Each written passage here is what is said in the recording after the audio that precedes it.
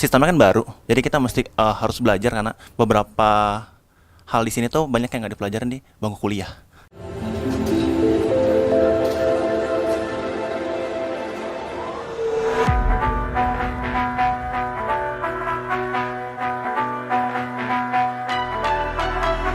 Halo Sobat MITV UI, kembali lagi di program Mozaik dalam episode Rumah Dual Power. Nah, sekarang di samping saya udah ada Pak Eko nih, salah satu pengembang dari Rumah Dual Power ini.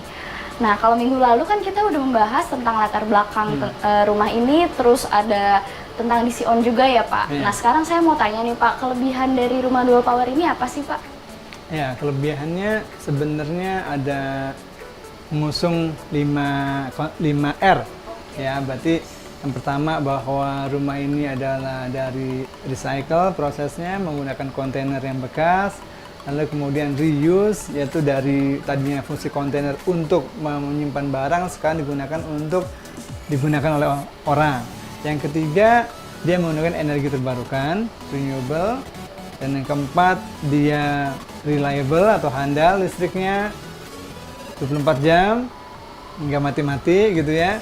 Terus yang kelima, dia reduce artinya reduce dari penggunaan energi fosil.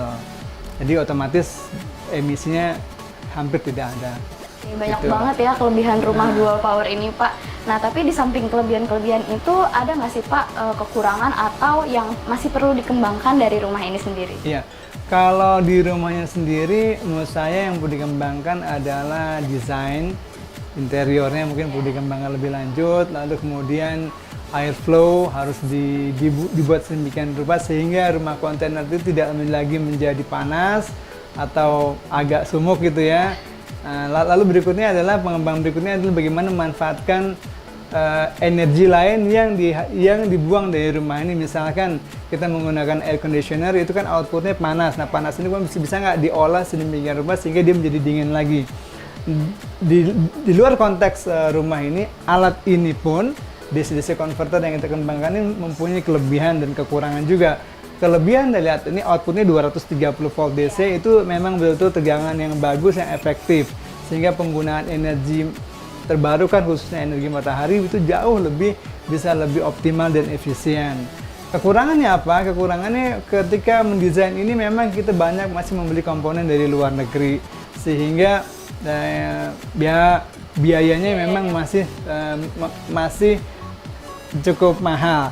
Namun bila alat ini dibandingin dengan barang yang serupa dengan inverter, itu harganya bisa setengah kali lebih murah gitu, dan ukuran atau dimensinya menjadi lebih kecil.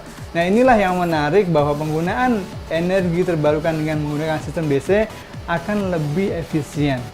Oke, jadi lebih efisien dan mengoptimalkan sinar matahari tadi ya Pak, dengan menggunakan alat DC on ini. Betul. Oke. Selanjutnya Bapak bekerja sendiri atau ada tim lain di sini? Ada, jadi kami dibantu oleh para mahasiswa dan juga ada alumni dan juga tim dari peneliti DC on ini. Oke. Saya boleh ngobrol sama tim yang lainnya Pak? Boleh. Kita ke rumah yang sebelah ya Iya. Pak?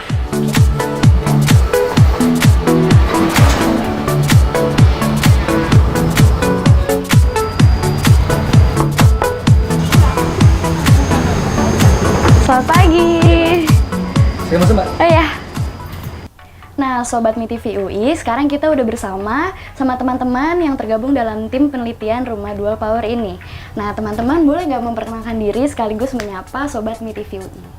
Oke, perkenalkan, nama saya Andi Prakoso dari Teknik Elektro Angkatan 2013. Perkenalkan, nama saya Iksan Hernanda.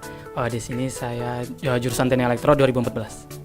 Oke, teman-teman di sini bisa dijelasin nggak perannya dan mengambil bagian apa dalam penelitian Rumah Dual Power ini? Oke, kalau saya di sini dalam sistem dual power ini, penelitian ini saya ambil peran di tenaga fuel cell, tenaga hidrogen. Kalau Masnya? Sedangkan saya bagian instalasinya sama pemasangan PV. Oke, dalam penelitian Rumah Dual Power ini ditemukan kesulitan-kesulitan nggak sih Mas? Oke, banyak sebenarnya kesulitan-kesulitannya. Pertama, karena kita itu paling sulit itu dalam pencarian dana sih, pencarian dana dari gimana caranya kita bisa buat sistem ini kan perlu dana banyak ya. Jadi kita gimana caranya cari orang yang mau kasih dana, kemudian juga terkait dengan apa namanya, sistemnya kan baru, jadi kita mesti harus belajar karena beberapa hal di sini tuh banyak yang nggak dipelajarin di bangku kuliah. Jadi kita langsung fokus diajarin sama supervisor kita langsung. Oh gitu, tapi kesulitan-kesulitan itu udah teratasi ya Mas? Sobat MITV UI pasti penasaran banget kan inovasi apa lagi yang akan mereka kembangkan?